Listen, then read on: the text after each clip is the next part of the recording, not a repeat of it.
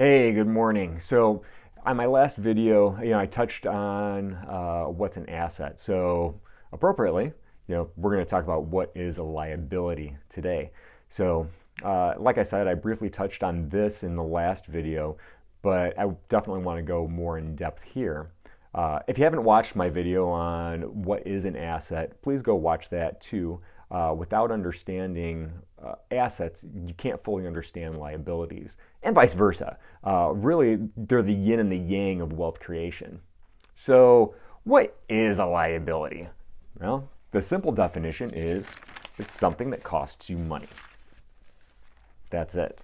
Um, Simple enough, right?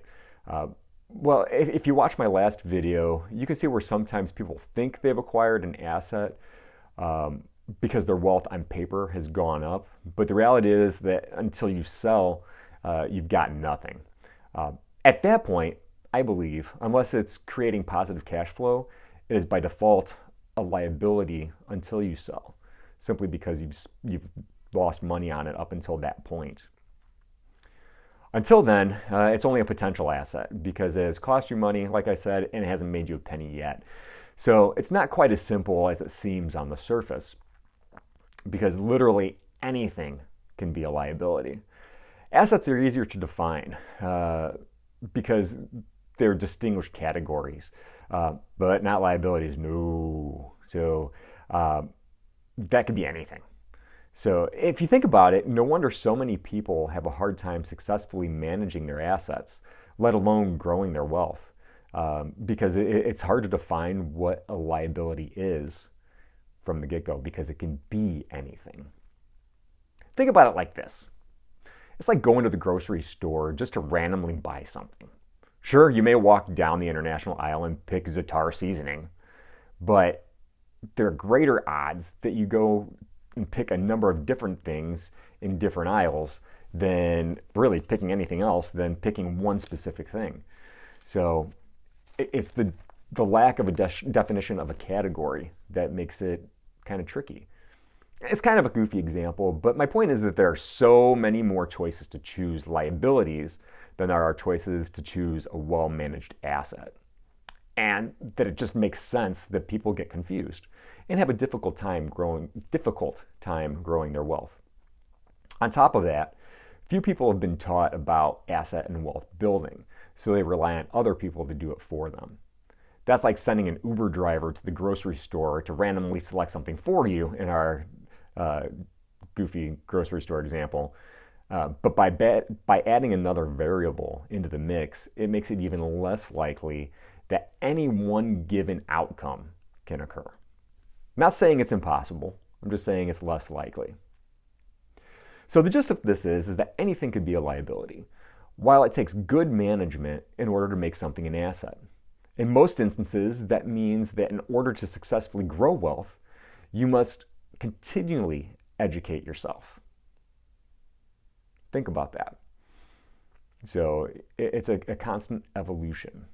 It's a development of your own personal being that creates the assets, not necessarily the item or the category or anything of that nature. It's you. So, or the person managing it, and then you're managing that person or whatever. So, really, in order to be successful in creating assets and creating wealth, you need to continually develop yourself through education, through mindset. So, just through your own personal development. So really, it's not a cut and dry kind of a situation. Everybody wants to think that you just go out there and you look for assets and you make money. It's not that simple. It takes time. It takes development. There are a lot of ups, there's a lot of downs, there's a lot of ins, there's a lot of outs. So there's just a lot of variables. And even sometimes when you've done all your homework, you've done your due diligence, you've taken all the appropriate steps, you still fail. And that's where it becomes difficult. That's where you can get beaten down. That's where you can put yourself into a position where you force yourself almost into making a bad decision. And that's why it's important to continually develop yourself and continually develop that mindset. Um, that's why so few people are successful at it. It's a lack of education from the beginning, where they don't understand what the different definitions of assets and liabilities are, or how to create income. And they basically are told by other people what are assets and what are liabilities, and then they rely on them in order to make those decisions, when really in a lot of instances you're just being sold, and they're taking your money, and you're in a position of hope, which is just another way of saying that you're gambling on your future. If you're relying on hope, it's not a good strategy. It's not a good plan. So there you go. So that's the definition of a liability, in my opinion. I might get some pushback here and there from other people saying that, especially when I had talked about that really everything by default is a liability at first, because it does totally depend on how that thing is managed. I've personally have taken some things and that originally started off as assets, and not necessarily through my own faults, but they started off, like, for example, I had a stock that started off with paying a great dividend, and then all of a sudden it didn't. And apparently there were a lot of people that also only had purchased it for the dividend, because then the price cratered. So while it was giving me cash flow, yeah, it seemed like a great deal. But then once that company decided it was not going to give a dividend anymore, the price on the stock cratered. I ended up selling it at a loss. And even though it cash flowed for a while, it ended up not being a good avenue to create wealth. And that just happens. So even when you try your best, sometimes you fail. So you have to really prepare yourself to take those hits. I think Mike Tyson said it best, that everybody's got a plan until you get punched in the mouth.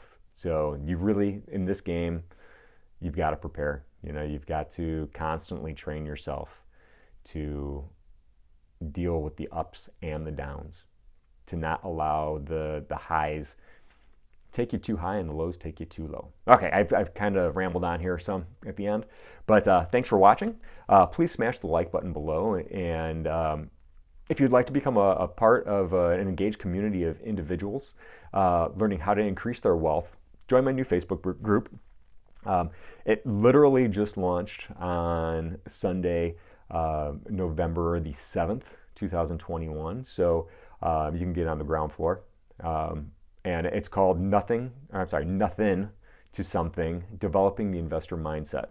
So you'll see it in the description down below. So if you're interested, go ahead and sign up, and I'll see you next time.